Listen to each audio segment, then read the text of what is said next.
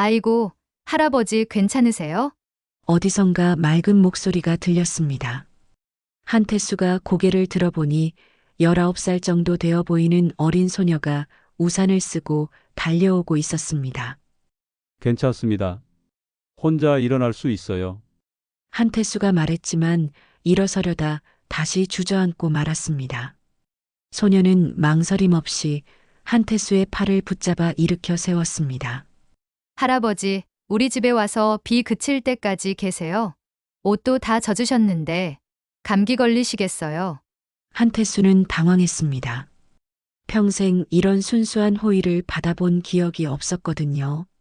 과연 이 가난한 시골 소녀가 수천억 재산의 재벌 회장인 줄 알면서도 같은 마음으로 도와줄 수 있을까요?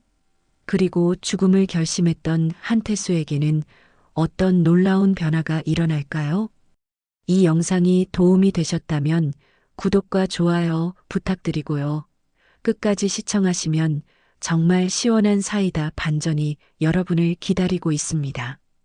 자, 그럼 이제 이야기 속으로 들어가 보겠습니다. 한태수는 오늘도 강남 한복판 펜트하우스 창가에 서서 아래를 내려다보고 있었습니다. 78배 나이에도 꼿꼿한 어깨, 정갈한 양복 차림새는 여전히 위험 있어 보였죠. 하지만 그 눈빛만은 말할 수 없이 공허했습니다. 회장님, 오늘 일정 확인 드리겠습니다. 비서가 조심스럽게 다가와 말했습니다. 한태수는 고개도 돌리지 않은 채 손을 흔들었습니다. 오늘은 다 취소해. 혼자 있고 싶어. 비서가 나간 후 펜트하우스는 다시 적막에 쌓였습니다. 수백 평의 넓은 공간이지만 한태수에게는 감옥과 다름없었죠. 벽에 걸린 가족 사진들을 바라보며 한태수는 쓴웃음을 지었습니다. 아들 한민수는 3년 전부터 미국에서 연락이 끊어진 상태였습니다. 사업 자금을 요구하다가 거절당한 뒤로 아예 소식이 없었죠. 딸 한유리는 더 심했습니다. 작년에 상속 문제로 크게 다툰 뒤 아버지 재산 때문에 가족이 이 모양이 됐다며 연을 끊어버렸습니다. 며칠 전에도 변호사를 통해 유산 분할 협의서만 보내왔을 뿐 안부 인사 한마디 없었습니다. 한태수는 거실 소파에 털썩 앉았습니다. 테이블 위에는 각종 비타민과 약들이 가지런히 놓여 있었죠. 심장병, 당뇨, 고혈압까지. 몸은 돈으로 관리할 수 있었지만 마음의 병은 어쩔 수 없었습니다. 이렇게 살아서 뭐하나. 한태수가 중얼거렸습니다. 돈은 쌓아뒀는데 쓸 사람도 없고 함께할 사람도 없고. 젊은 시절을 떠올려 봤습니다. 가난한 시골 출신으로 맨손으로 서울에 올라와 악착같이 일했던 시절 말입니다. 그때는 목표가 뚜렷했죠. 가족을 먹여 살리고 더 나은 삶을 만들어야 한다는 절박함이 있었습니다. 하지만 언제부터인가 돈 자체가 목적이 되어버렸습니다. 사업이 커질수록 가족과 보내는 시간은 줄어들었습니다. 아이들이 어릴 때도 회사 일로 바빠서 제대로 된 대화를 나눠본 적이 거의 없었죠. 아내가 세상을 떠나기 전까지도 병원보다는 회사에 더 자주 있었습니다. 그때 알았어야 했는데. 한태수는 아내의 유품이 담긴 서랍을 열었습니다. 마지막에 남긴 편지가 들어 있었죠. 여보, 돈보다 소중한 건 함께하는 시간이었어요. 너무 늦게 깨달았네요.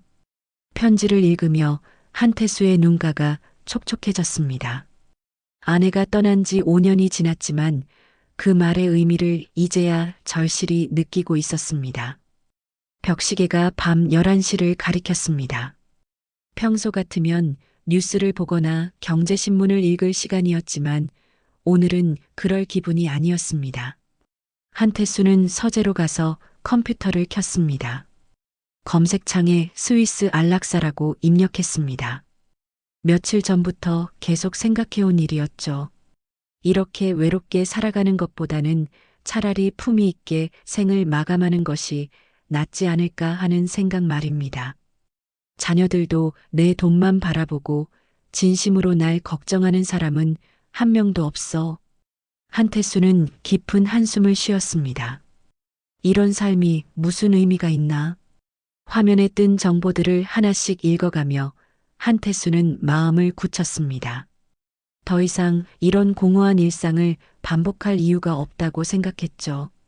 수천억의 재산도 화려한 펜트하우스도 그 모든 것들이 한순간에 의미 없게 느껴졌습니다.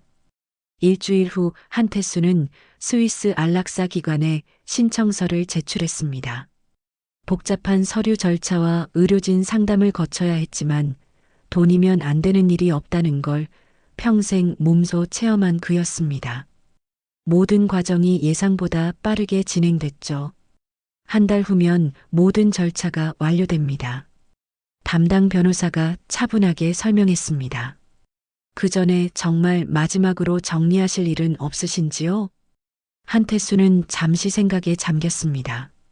사업은 이미 전문 경영인에게 맡겨뒀고 유산 분할도 법적으로 정리해둔 상태였습니다. 딱히 할 일이 없었죠. 그런데 문득 오래전 일이 떠올랐습니다. 어린 시절을 보낸 강원도 산골 마을 말입니다. 부모님이 농사를 지으며 가난하게 살던 그곳을 마지막으로 한번 보고 가고 싶다는 생각이 들었습니다. 강원도로 짧은 여행을 다녀오겠습니다. 혹시 마음이 바뀌실 수도 있으니 신중하게 생각해 보시기 바랍니다. 한태수는 고개를 저었습니다. 이미 결정한 일입니다. 다만 고향을 한번 보고 싶을 뿐이에요. 사흘 후 한태수는 운전기사 없이 혼자 렌터카를 몰고 강원도로 향했습니다. 50년 만에 혼자 운전대를 잡았죠. 고속도로를 달리며 창밖으로 보이는 산들이 점점 친숙해졌습니다.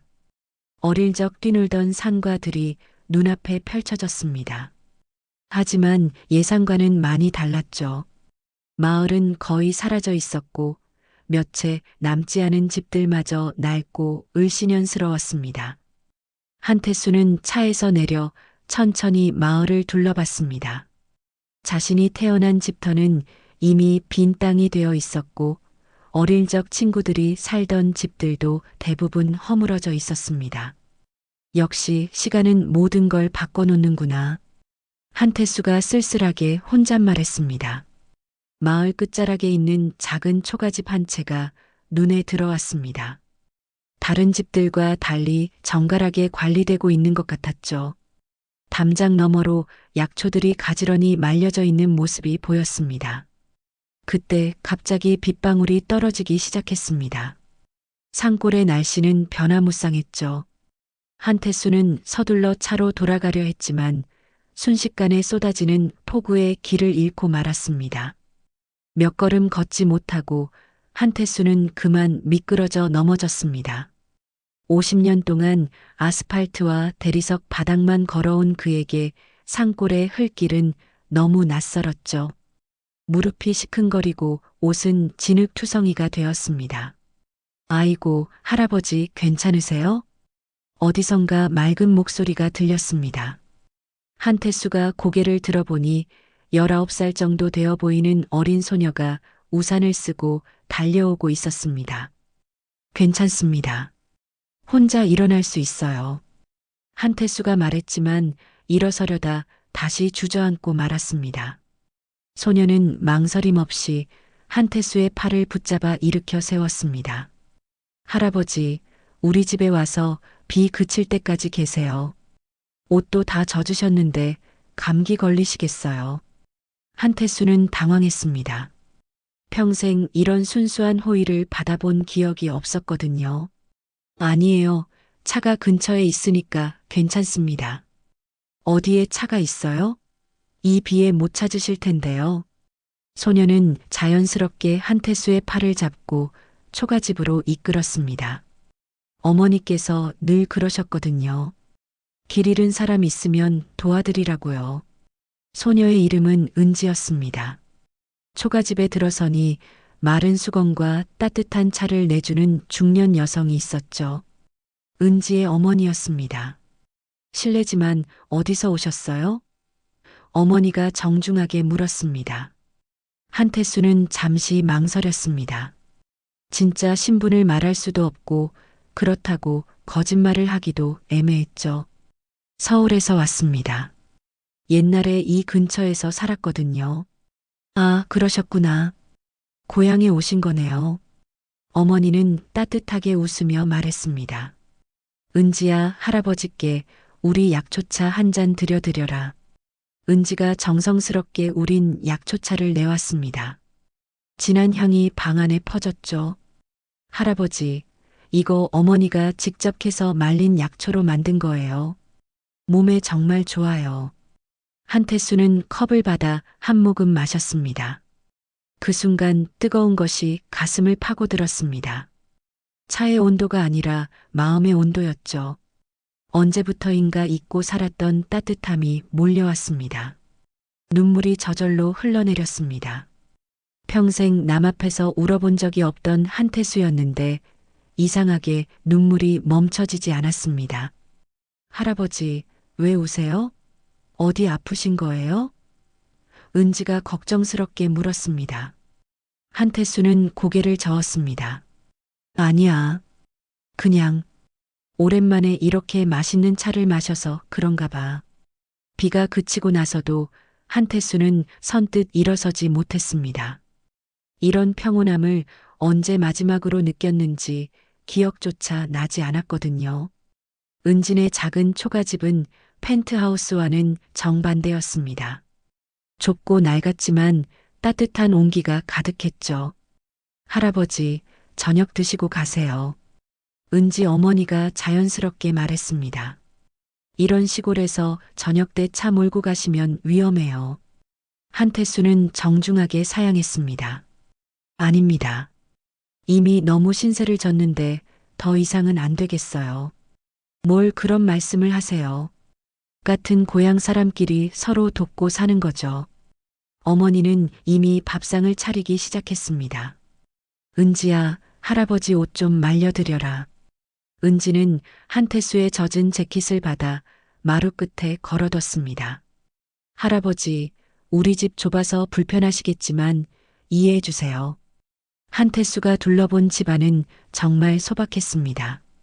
방 2개에 부엌, 그게 전부였죠. 하지만 이상하게 마음이 편안했습니다.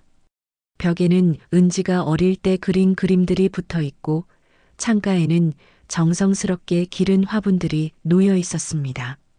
저녁 식탁도 단순했습니다. 현미밥에 된장찌개, 김치와 나물 몇 가지가 전부였죠. 하지만 한태수에게는 수십만 원짜리 코스 요리보다 맛있게 느껴졌습니다. 할아버지는 가족이 없으세요? 은지가 순진하게 물었습니다. 한태수는 잠시 말을 멈췄습니다. 아들, 딸이 있다고 말할 수도 없고 없다고 거짓말하기도 어색했죠. 있긴 한데 멀리 떨어져 살고 있어요. 그럼 외로우시겠어요. 저희는 아버지가 일찍 돌아가셔서 어머니랑 둘이 살아요. 하지만 서로 있으니까 외롭지 않아요. 은지와 어머니가 주고받는 대화를 들으며 한태수는 부러움을 느꼈습니다. 가난하지만 진심으로 서로를 아끼고 걱정하는 모습이었거든요. 자신의 자녀들과는 너무나 달랐습니다. 은지가 참 착하네요. 한태수가 말했습니다. 이 아이가 저희 집 기둥이에요. 어머니가 자랑스럽게 말했습니다. 학교 끝나면 약초 캐러 산에 올라가고 집안일도 다 도와주고 내년에 대학 가려고 하는데 등록금이 걱정이긴 하지만요. 한태수는 가슴이 짠했습니다.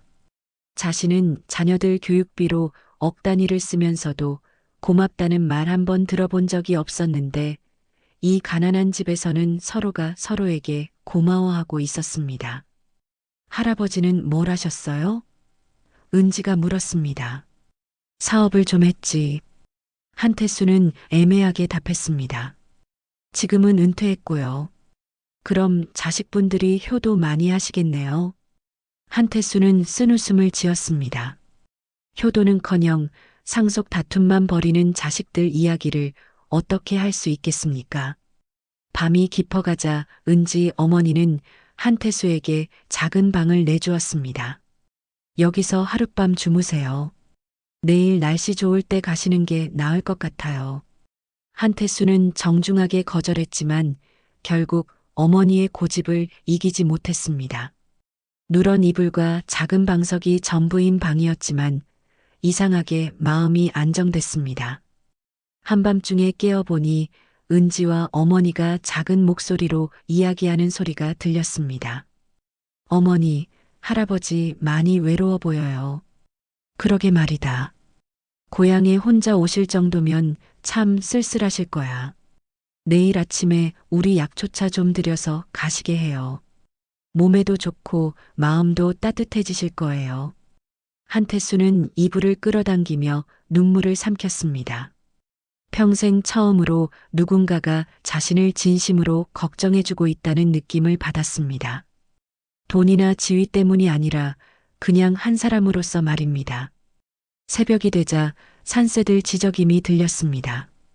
도시에서는 절대 들을 수 없는 자연의 소리였죠. 한태수는 창문을 열고 깊숙이 숨을 들이마셨습니다. 맑은 공기가 폐 속 깊숙이 스며들었습니다. 할아버지, 주무셨어요? 은지가 문 밖에서 조심스럽게 불렀습니다. 응, 잘 잤다. 한태수는 오랜만에 밝은 목소리로 대답했습니다. 아침 식사 후 은지는 정성스럽게 포장한 약초차를 건넸습니다. 할아버지, 이거 가져가세요. 하루에 한 번씩 드시면 건강에 좋아요. 한태수는 작은 보자기에 쌓인 약초차 봉지를 받아들었습니다. 단순한 약초차가 아니라 정성과 마음이 담긴 선물이었죠. 고맙다. 정말 고마워. 한태수의 목소리가 떨렸습니다. 할아버지, 또 오세요. 언제든 오시면 환영이에요. 은지가 환하게 웃었습니다. 한태수는 차에 올라타면서 생각했습니다. 이런 따뜻함이 세상에 아직 남아있구나. 내가 놓치고 살았던 게 이런 거였나?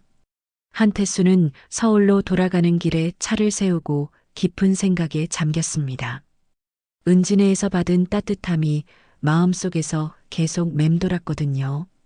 스위스 안락사 예약은 아직 2주일이나 남아 있었습니다. 문득 결정을 내렸습니다.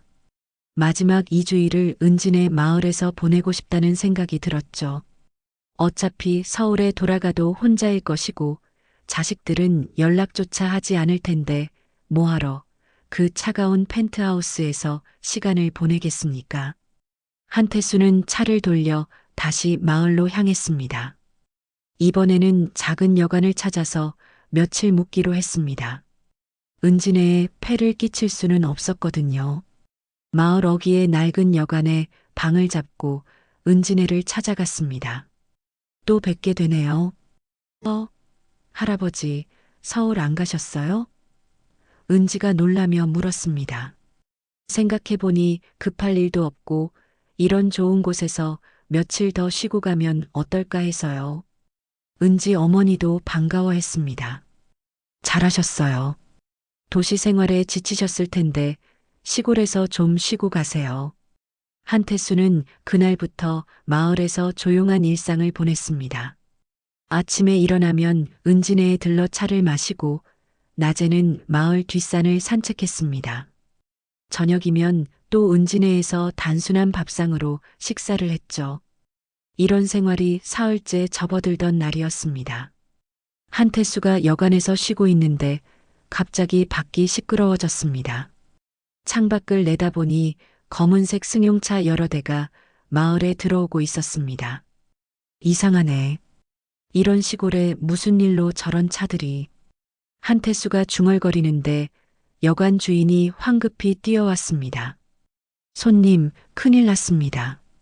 서울에서 사람들이 왔는데 손님을 찾고 있어요. 한태수의 얼굴이 굳었습니다. 틀림없이 자신의 비서나 변호사가 찾아온 것 같았습니다. 며칠째 연락이 안 되니까 걱정이 되어서 온 모양이었죠. 그분들이 뭐라고 하던가요? 한태수 회장님을 찾는다고 하던데요. 혹시 손님이? 여관 주인이 조심스럽게 물었습니다. 한태수는 깊은 한숨을 쉬었습니다. 이제 숨길 수도 없는 상황이었습니다. 네, 제가 그 사람입니다. 여관 주인의 눈이 휘둥그레졌습니다. 정말요? 그럼 손님이 그 유명한 한태수 회장님이셨다고요? 잠시 후 한태수의 변호사와 비서, 그리고 뜻밖에도 아들 한민수와 딸 한유리까지 여관에 나타났습니다. 아버지, 무슨 짓이에요? 갑자기 사라지셔서 얼마나 걱정했는지 아세요? 한유리가 화를 내며 말했습니다. 걱정이요? 3년 동안 연락도 안 하던 사람이 갑자기 걱정이라니. 한태수가 차갑게 답했습니다. 한민수도 끼어들었습니다. 아버지, 회사 일도 있고 여러 가지 처리할 게 많은데 왜 이런 시골에 계세요? 내 마음이다. 내가 어디 있든 상관없잖아. 변화무쌍한 분위기를 감지한 마을 사람들이 하나둘 모여들기 시작했습니다. 은지와 어머니도 무슨 일인지 궁금해서 나와 있었죠. 그때 한 마을 사람이 큰 소리로 말했습니다. 어머, 저 할아버지가 그 유명한 한태수 회장님이셨다고요? 텔레비전에서 본 것 같은데. 순식간에 마을이 술렁거렸습니다.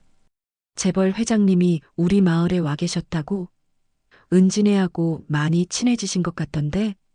은지는 충격을 받은 표정이었습니다. 자신들이 며칠 동안 정성껏 모시던 할아버지가 알고 보니 거대한 기업의 회장이었다는 사실을 알게 된 거죠. 할아버지, 아니, 회장님이셨군요. 은지의 목소리가 떨렸습니다. 왜 저희를 속이셨어요? 한태수는 은지의 상처받은 표정을 보며 가슴이 아팠습니다. 은지야, 내가 설명할게. 속일 생각은 없었는데.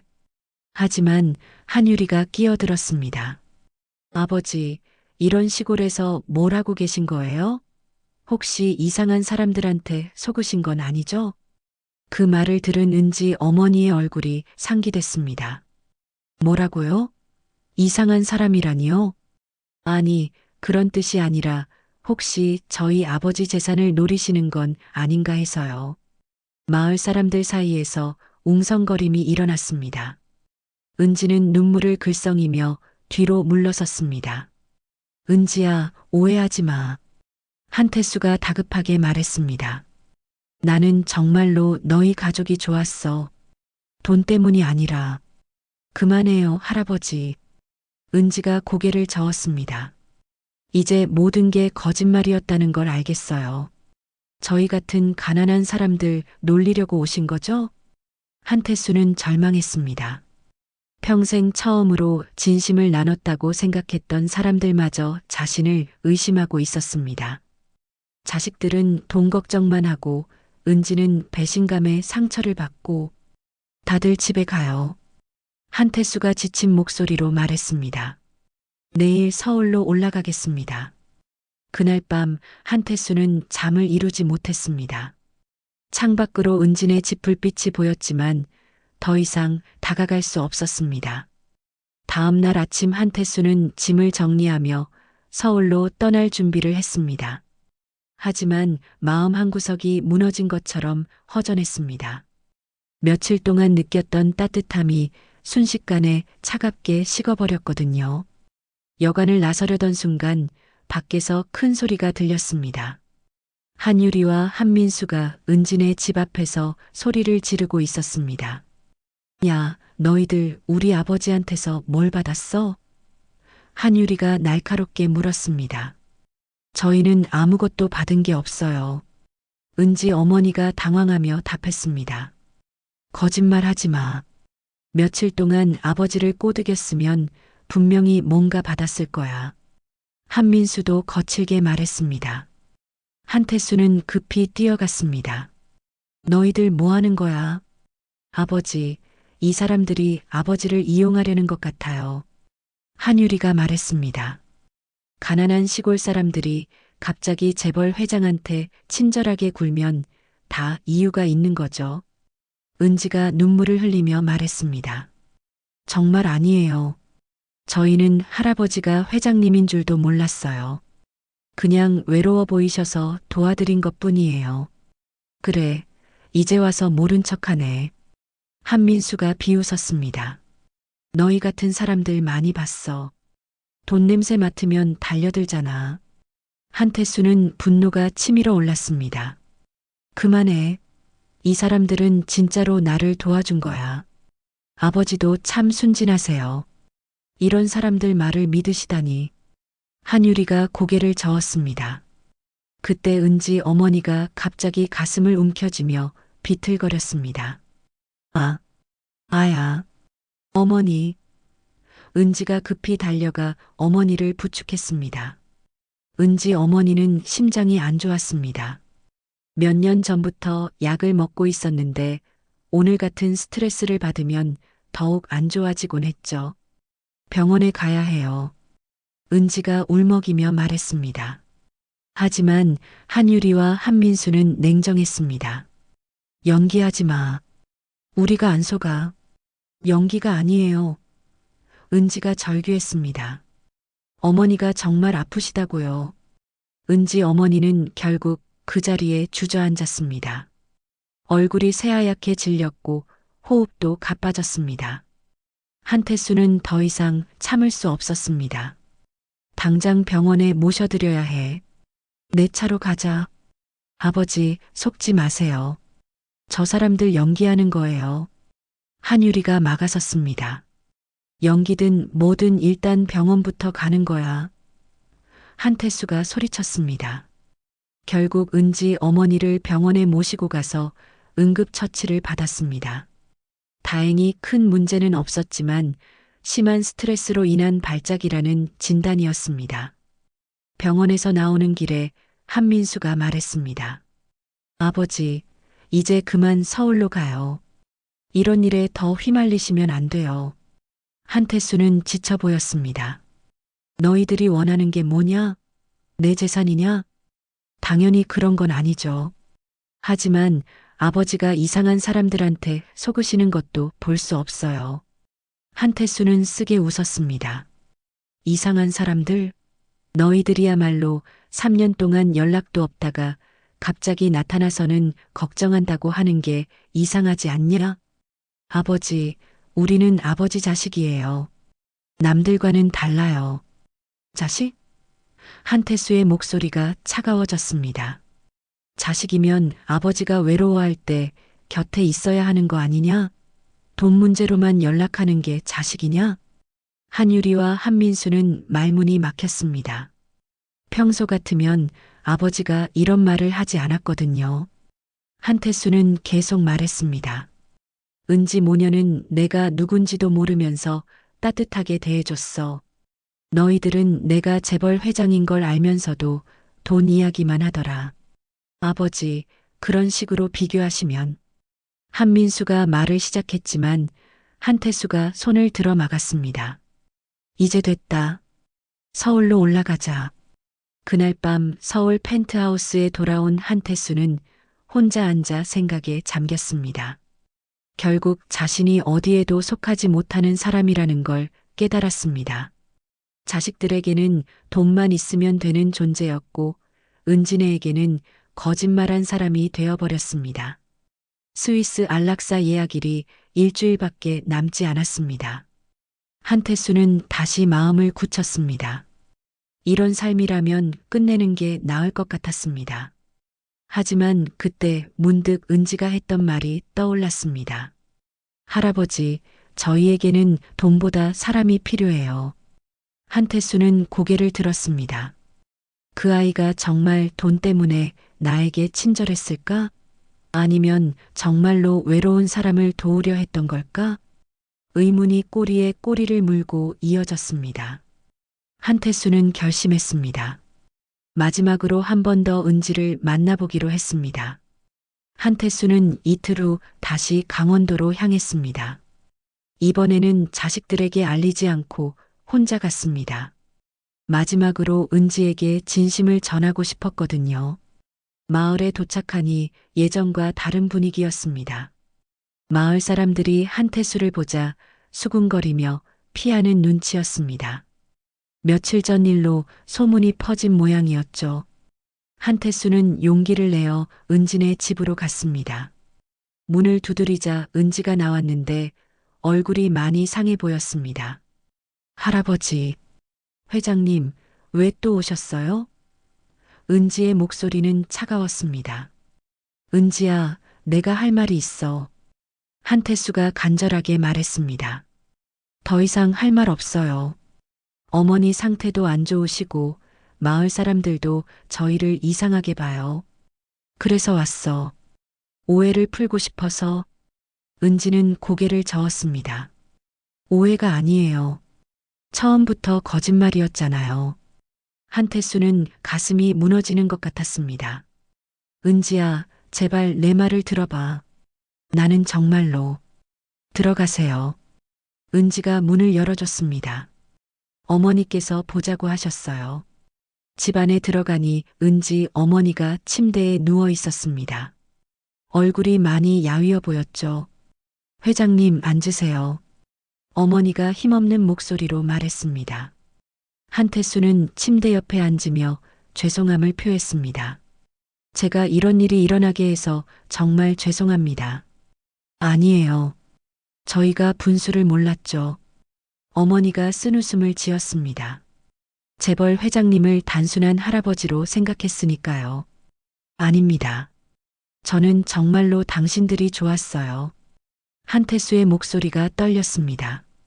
평생 처음으로 진짜 사람 대접을 받았거든요. 은지가 옆에서 말했습니다. 그런 말씀하지 마세요. 저희가 얼마나 우스꽝스러웠겠어요. 재벌 회장님한테 현미밥에 된장찌개 차려드리고. 아냐. 한태수가 갑자기 목소리를 높였습니다. 그게 내 평생 먹어본 음식 중에 가장 맛있었어. 정말이야. 한태수는 눈물을 흘리기 시작했습니다. 너희들은 모를 거야. 내가 얼마나 외로웠는지. 자식들은 내 돈만 바라보고 회사 사람들은 내 비위만 맞추려고 하고. 할아버지. 은지의 목소리도 떨렸습니다. 나는 여기서 처음 알았어. 사람이 사람을 진심으로 걱정한다는 게 뭔지. 은지야, 내가 내게 약초차를 끓여주던 그때가 내 인생에서 가장 행복한 순간이었어. 한태수는 과거 이야기를 털어놓기 시작했습니다. 나도 어릴 때는 너희처럼 가난했어. 이런 산골에서 약초 캐서 팔며 살았지. 부모님이 농사 지으시고 나는 새벽부터 산에 올라가서 약초 캐고. 은지와 어머니는 놀란 표정으로 들었습니다. 서울에 올라가서 성공하겠다고 마음먹었을 때도 있었어. 하지만 돈을 벌수록 고향의 냄새를 잊어갔어. 사람 냄새도 잊어갔고. 한태수가 계속 말했습니다. 그런데 너희 집에서 약초차를 마시던 순간 내가 잊었던 모든 게 다시 떠올랐어. 어머니가 끓여주시던 차 냄새, 아버지와 함께 산에 올라가던 기억들. 은지 어머니가 조용히 말했습니다. 그렇다면 왜 처음부터 말씀하지 않으셨어요? 무서웠어. 한태수가 솔직하게 답했습니다. 내가 재벌 회장이라는 걸 알면 너희들도 달라질까봐. 다른 사람들처럼 돈만 바라볼까봐. 저희가 그런 사람들로 보였나요? 은지가 상처받은 목소리로 물었습니다. 아니야. 그래서 더 무서웠어. 너희들만큼은 진짜였으면 좋겠다고 생각했거든. 한태수는 주머니에서 작은 봉투를 꺼냈습니다. 은지야, 내가 준 약초차야. 서울에서도 매일 마셨어. 이 차를 마실 때마다 너희들이 생각났어. 은지는 그제서야 눈물을 흘렸습니다. 할아버지, 정말 저희가 좋아서 여기 계셨던 거예요? 그럼. 평생 처음으로 가족 같다는 느낌을 받았어. 한태수가 은지의 손을 잡았습니다. 은지야, 나는 곧 이 세상을 떠날 거야. 무슨 말씀이세요? 은지와 어머니가 동시에 놀랐습니다. 한태수는 자신의 계획을 모두 이야기했습니다. 스위스 안락사 예약부터 지금까지의 모든 일을 솔직하게 털어놓았습니다. 할아버지, 안 돼요. 은지가 한태수의 팔을 붙잡았습니다. 죽으면 안 돼요. 왜? 내가 살아서 뭘 하겠니? 자식들은 내 재산만 노리고 세상에는 나를 진심으로 아끼는 사람도 없는데. 있어요. 은지가 소리쳤습니다. 저희가 있잖아요. 할아버지가 돈이 많든 없든 상관없어요. 저희에게는 할아버지라는 사람이 필요해요. 한태수는 그 말에 가슴이 뛰었습니다. 평생 처음으로 누군가가 자신의 존재 자체를 필요로 한다고 말하는 것을 들었거든요. 한태수는 은지의 말에 큰 감동을 받았지만 여전히 현실의 벽을 느꼈습니다. 자식들의 반대와 세간의 시선, 그리고 무엇보다 자신이 지금까지 살아온 방식에 대한 회의감이 가시지 않았습니다. 은지야, 고맙다.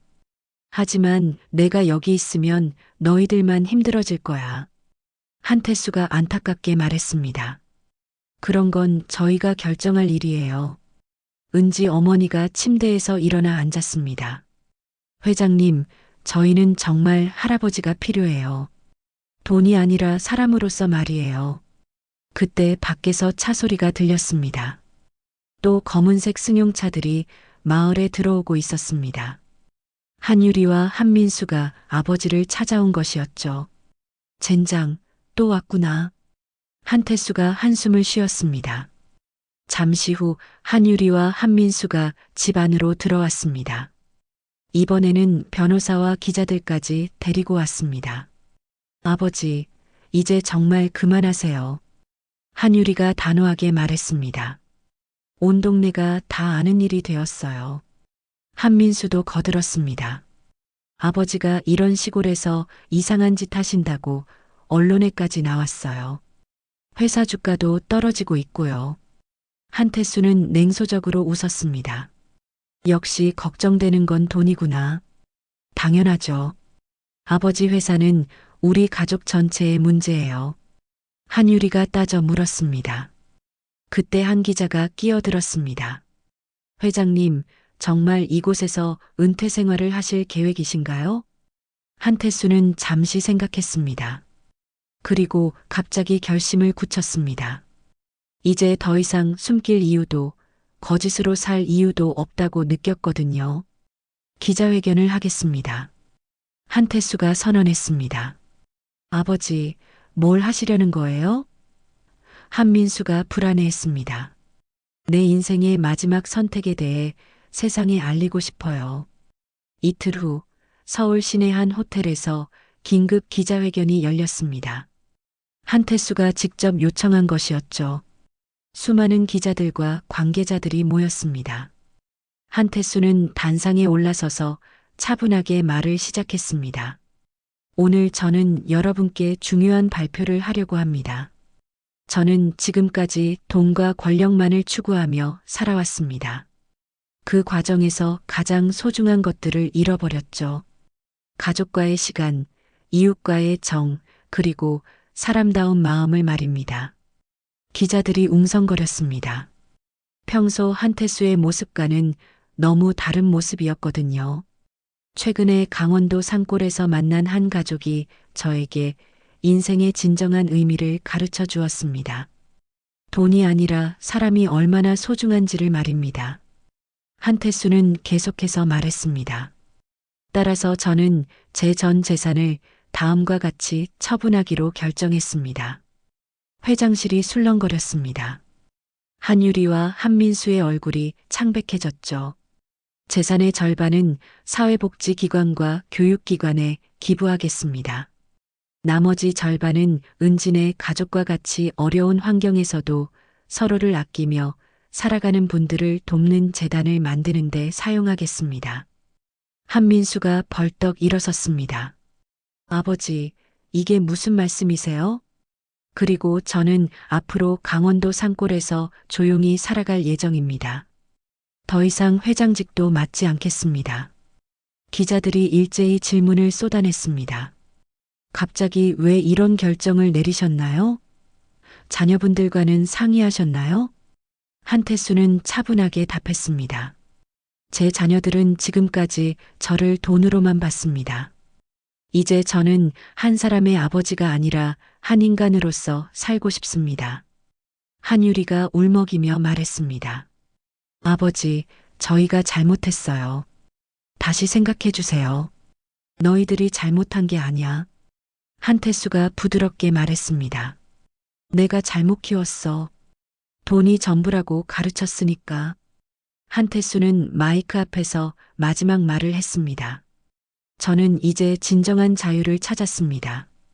돈과 권력의 노예가 아니라 사람답게 살 수 있는 자유를 말입니다. 회견이 끝난 후 강원도에서 기자회견을 지켜보던 은지가 눈물을 흘리며 중얼거렸습니다. 할아버지, 이제 정말 자유로우시겠네요. 기자회견 소식은 전국에 큰 파장을 일으켰습니다. 한태수의 결정을 지지하는 사람들도 있었고 비판하는 사람들도 있었죠.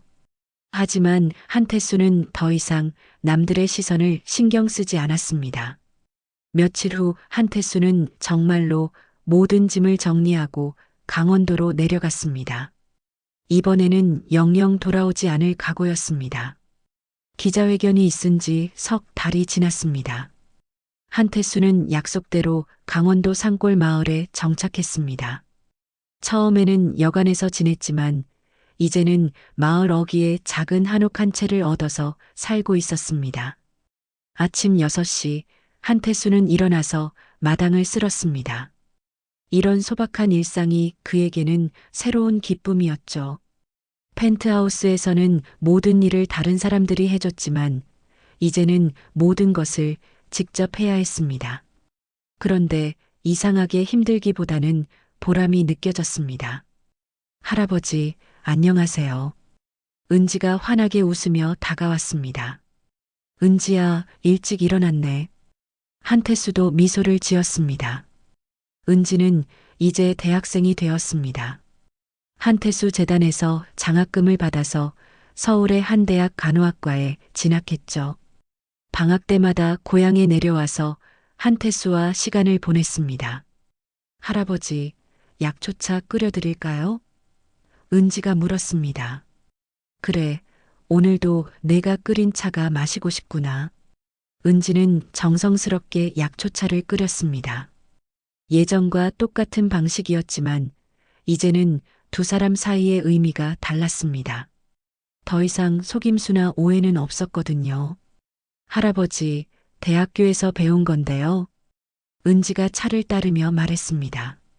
간호학과에서 노인 돌봄에 대해 공부하거든요. 할아버지 같은 분들이 정말 많다고 하더라고요. 그래, 나 같은 사람들이? 네. 돈은 많지만 외로운 노인분들이요.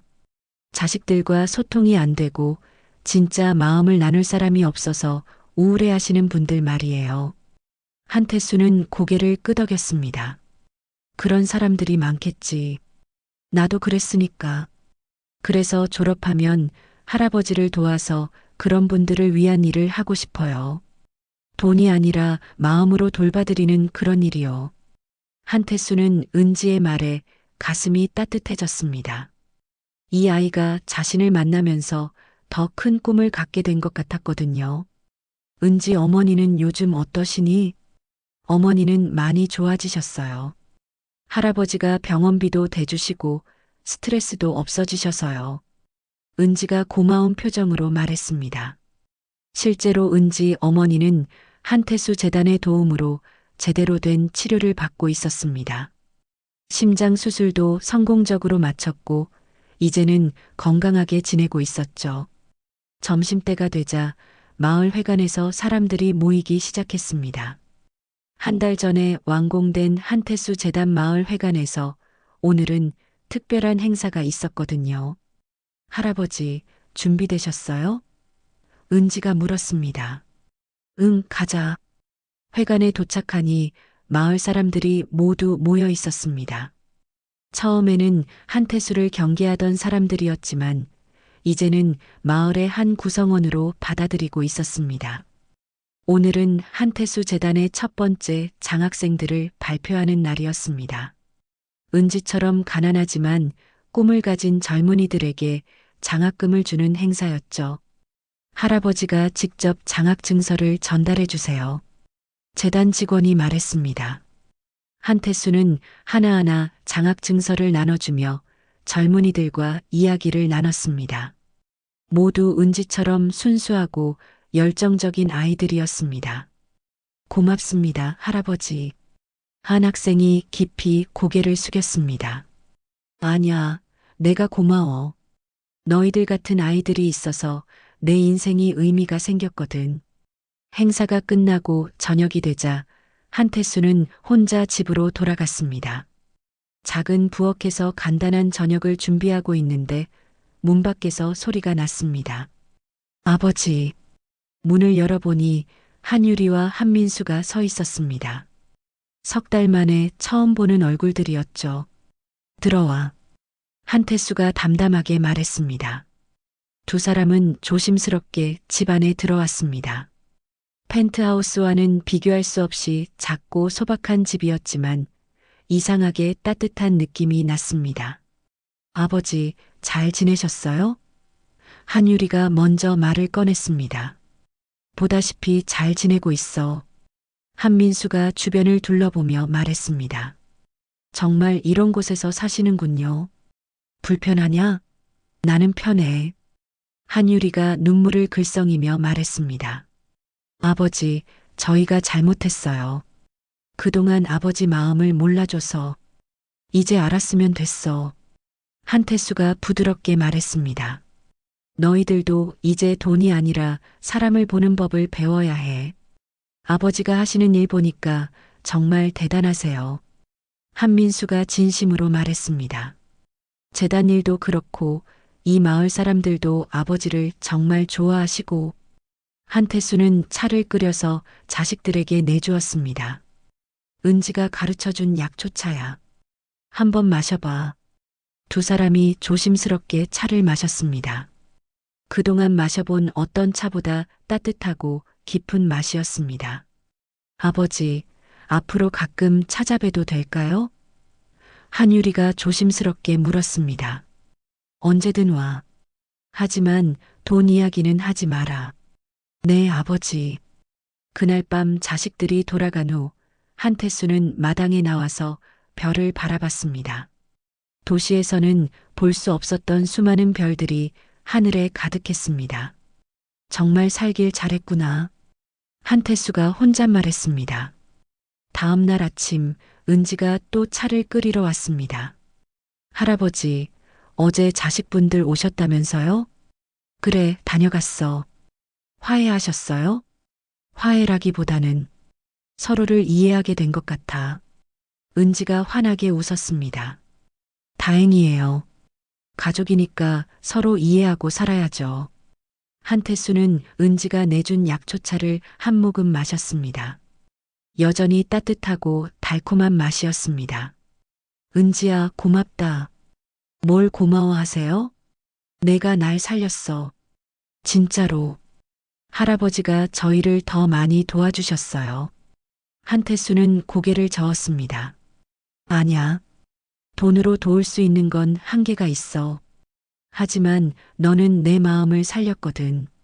두 사람은 조용히 차를 마시며 창밖을 바라봤습니다. 산 너머로 해가 떠오르고 있었습니다. 새로운 하루의 시작이었죠. 할아버지, 이제 진짜 가족이에요. 은지가 말했습니다. 그래, 우리는 가족이야. 한태수가 미소를 지으며 답했습니다. 돈으로 맺어진 관계가 아니라 마음으로 맺어진 진짜 가족 말이야. 이렇게 한태수는 자신의 인생에서 가장 소중한 것을 찾았습니다. 바로 진정한 사람 간의 정이었죠. 수천억의 재산보다 더 값진 보물을 손에 넣은 것입니다. 오늘의 이야기는 여기까지입니다. 영상 끝까지 함께 해주신 여러분, 진심으로 감사드리며 오늘도 여러분의 하루에 작은 따뜻함 하나 전해졌길 바랍니다. 그 따뜻한 마음을 댓글로 남겨보는 건 어떨까요?